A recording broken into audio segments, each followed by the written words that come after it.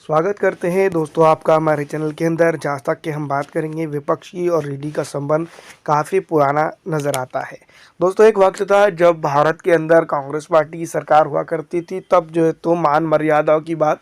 तय हुआ करती थी। लेकिन अब दोस्तों इस तरह के हालात है कि यहाँ पर कोई किसी की मान मर्यादा बाकी नज़र नहीं आ रही है। 2014 के बाद भारतीय राजनीति को मानो ग्रहण लग चुका है, और ऐसा ग्रहण कि जिसको लेकर जो तो हर कोई चिमगोया करता हुआ नज़र आ रहा है। दूसरी तरफ मैं आपको बता दूं कि बिहार से एक बड़ी खबर निकल कर सामने आ रही है, जिसको लेकर जो है तो काफ़ी चर्चा हो रही है। जैसा कि आप जानती हैं कि लालू के लाल तेजस्वी यादव बिहार के उप मुख्यमंत्री हैं, और लगातार अलग अलग तरह के बयानबाजियों के चलते जो है तो वो हमेशा से चर्चा में बने रहते हैं। इस बार दोस्तों मैं आपको बता दूं, ईडी, सीबीआई और मंदिर को लेकर जो है तो उन्होंने एक नया बयान दे दिया है, और इसके बाद जो तो सूबे में एक अलग तरह की राजनीति शुरू हो चुकी है। दोस्तों मैं आपको बता दूं, हम लोग नौकरी बांट रहे हैं, उधर से पीछे से ये लोग ईडी और सीबीआई बार बार घुसा देते हैं। बीमार पड़ोगे, अस्पताल जाओगे कि मंदिर जाओगे,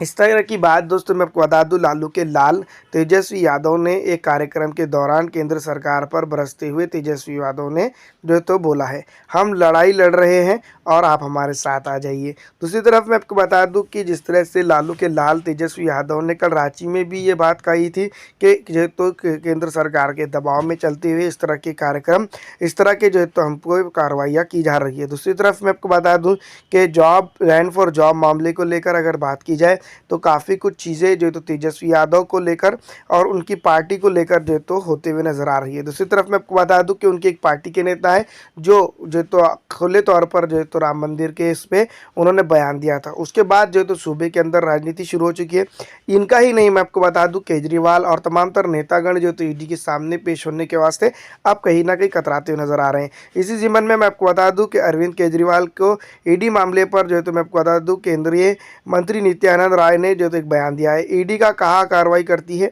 ईडी कहाँ कार्रवाई करती है जहाँ कहीं ना कहीं घोटाला, भ्रष्टाचार, अनियमितता होती है। इस तरह का बयान दोस्तों मैं आपको बता दूं कि माननीय जो तो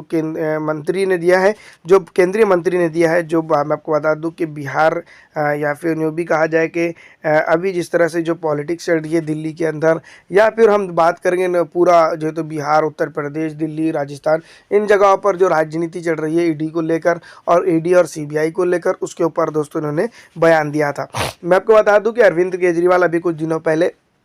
से ही जो है तो ईडी का और उनका मामला कुछ गड़बड़ होता हुआ नजर आ रहा है। वो ईडी के सामने पेश होने को तैयार नहीं है, और ईडी उनको बार बार समन देता हुआ नजर आ रहा है। और दूसरी तरफ मैं आपको बता दूं कि लालू यादव ने भी जो है तो ईडी के सामने पेश होने से इनकार कर दिया था कुछ दिनों पहले, हेल्थ इश्यू बताकर। दूसरी तरफ मैं आपको बता दूं कि अब जो है तो तेजस्वी यादव के बेटे तेजस्वी यादव ने, माफ़ कीजिएगा, खुद एक बड़े मंच से जो तो एक बात कही थी कि हम नौकरियां बांट रहे हैं और ये पीछे से घुसा देते हैं ईडी और सीबीआई। तो दोस्तों मैं आपको बता दूं कि ये जो नेता है हमारे नित्यानंद साहब जी, तो उन्होंने जो बात बयान दिया है कि ईडी कहाँ कार्रवाई करती है, ये बात भी सही साफ, क्योंकि ईडी जहाँ कार्रवाई करती है, जहाँ पर घोटाला होता है, भ्रष्टाचार होता है, अनियमितता होती है, वहाँ पर जो तो ईडी कार्रवाई करती है। इसी को लेकर दोस्तों मैं आपको बता दूं कि मध्य प्रदेश के जो अंदर भी जो तो ईडी कार्रवाई क्यों नहीं करती है, क्योंकि आप जानते हैं कि वहाँ पर ऐसे बहुत सारे घोटाले हुए, व्यापम हुआ है, और बहुत सारे ऐसे घोटाले जिसको लेकर जो तो भारतीय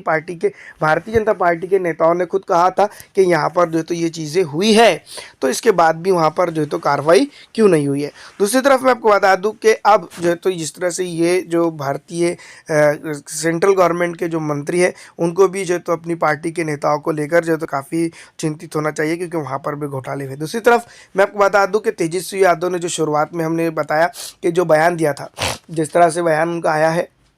कि आदमी को राम भी चाहिए, रोटी भी चाहिए, ये चले थे प्रधानमंत्री पद का उम्मीदवार बनने, और अब जो तो संयोजक पद से ही संतुष्टि हो गई है। मैं आपको बता दूं, तेजस्वी यादव के मंदिर, अस्पताल वाले बयान पर जो तो सामने आई सुशील मोदी की ये प्रतिक्रिया है। उसके बाद हम दोस्तों अगले वाले बयान पर भी उनकी बात करेंगे, लेकिन उससे पहले मैं आपको बता दूं कि जिस तरह से आप जानती है कि वाकई में जो है तो आम जनमानस को, यानी कि हमको, आम लोगों को, मैं आपको बता दूं, आम आदमी पार्टी की बात नहीं कर रहा हूँ मैं, आम लोगों को वाकई में जो है तो भारत के अंदर रोटी रोज़ी की ज़रूरत है, ना कि कुछ और चीज़ की ज़रूरत है। वाकई में आप जो है तो सुशील मोदी ने कहा है कि आम आदमी को रोटी चाहिए, रोटी चाहिए। तो यहाँ पर जो तो महंगाई जितनी हो चुकी है, पेट्रोल के दाम लगातार बढ़ रहे हैं, गैस सिलेंडर की जो तो प्रॉब्लम्स हो रही है, ये तमाम तर चीज़ों पर जो तो सुशील मोदी की सरकार जो सेंटर में भी है उसने भी सोचना चाहिए, और जो तो स्टेट में अलग अलग है वहाँ पर भी जो है सोचना चाहिए। दूसरी तरफ मैं आपको बता दूँ, चले थे प्रधानमंत्री पद का उम्मीदवार बनने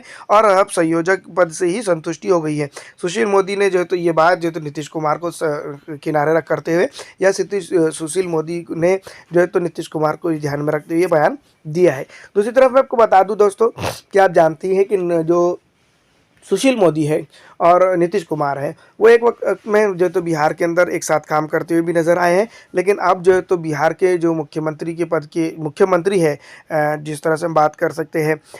प्रधानमंत्री पद का जो दावेदारी कर रहे थे, उनकी पार्टी जो तो केवल जो है तो बिहार के अंदर संतुष्टि है, बिहार के अंदर है। और दूसरी बात मैं आपको बता दूं कि अगर दूसरी जगह है भी तो उनके इक्के दुक्के आमदार या खासदार देखने को मिल सकते हैं। दूसरी बात मैं आपको बता दूं कि बिहार के अंदर ही खुद वो आधी सीटों पर चुनाव लड़े हैं 2019 के अंदर भी, ये बात तय है, ये बात आप तमाम ही जानते हैं। लेकिन इसके बावजूद भी जिस तरह से जो तो भारतीय जनता पार्टी जो तो उनके ऊपर तंज कर रही है, उनका तो कोई सवाल ही नहीं पैदा होता, क्योंकि वो प्रधानमंत्री पद के उम्मीदवार बन ही नहीं सकते किसी भी तरीके से। तो इस तरह के बयान कर देना, ये कहीं ना कहीं सुशील मोदी जिस तरह से जो तो एक बड़े आदमी है, उनको ये गवारा नहीं करता है। दूसरी तरफ मैं आपको बता दूं कि जब ईडी कार्रवाई करती है तो उन्हें चुनाव याद आने लगते हैं। जैसे करनी वैसी भरनी, तेजस्वी यादव द्वारा जांच एजेंसियों पर दिए गए बयान को लेकर सामने आई बीजेपी नेता तारकिशोर प्रसाद की टिप्पणी। दोस्तों ये एक बयान एक अलग तरह से आ गया, जिन्होंने ऑल इंडिया जो तो एक न्यूज़ चैनल को जो तो इंटरव्यू देते हुए ये बात कही है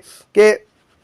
जब जो है तो कार्रवाई होने लगती है तब उनको चुनाव याद आता है। तो कहीं ना कहीं ये बात भी समझी जा सकती है कि चुनाव के माहौल के आसपास ही जो है तो इस तरह की कार्रवाई होती है और प्रेशराइज किया जाता है। इस तरह से जो है तो विपक्ष की बात है, जो विपक्ष लगातार जो है तो ये बात कहता हुआ नजर आ रहा है कि हम पर तभी कार्रवाई होती है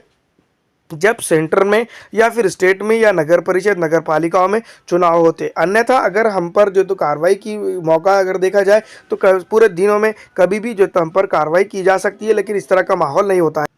तो दोस्तों आप जानते ही हैं कि इस तरह के कार्यक्रम जो तो इस तरह की चीज़ें बिहार ही नहीं बल्कि पूरे हिंदुस्तान के अंदर होते हुए नज़र आ रही हैं, और विपक्ष खास करके इसको जो तो एक स्टंट करार दे रहा है। और ये स्टंट इसलिए करार दे रहा है क्योंकि आप जानते हैं कि लोकसभा चुनाव बहुत जल्द जो तो हिंदुस्तान के अंदर होने वाले हैं। बताया ये तक जा रहा है कि जो राम मंदिर की प्राण प्रतिष्ठा है उसके बाद ही जो तो मैं आपको बता दूं कि लोकसभा चुनाव की तारीखों का ऐलान हो जाएगा, और इसकी तैयारियां जो तो फिलहाल ज़ोरों शोर से चल रही हैं वो पूरी तौर पर मुकम्मल हो जाएंगी। तकरीबन दोस्तों ये जो भारत के जो चुनाव होते हैं वो 5 महीने तक चलते हैं, और तब तक के आपको मैं बता दूं कि जिस तरह से संजय राउत ने जो कहा था कि लोकसभा चुनाव होने तक के जो है तो पीएमओ जो है तो मैं आपको बता दूं कि अयोध्या से ही चलेगा। तो कहीं ना कहीं ये बात सही बात दिखाई दे रही है। फिलहाल इस वीडियो में इतना ही।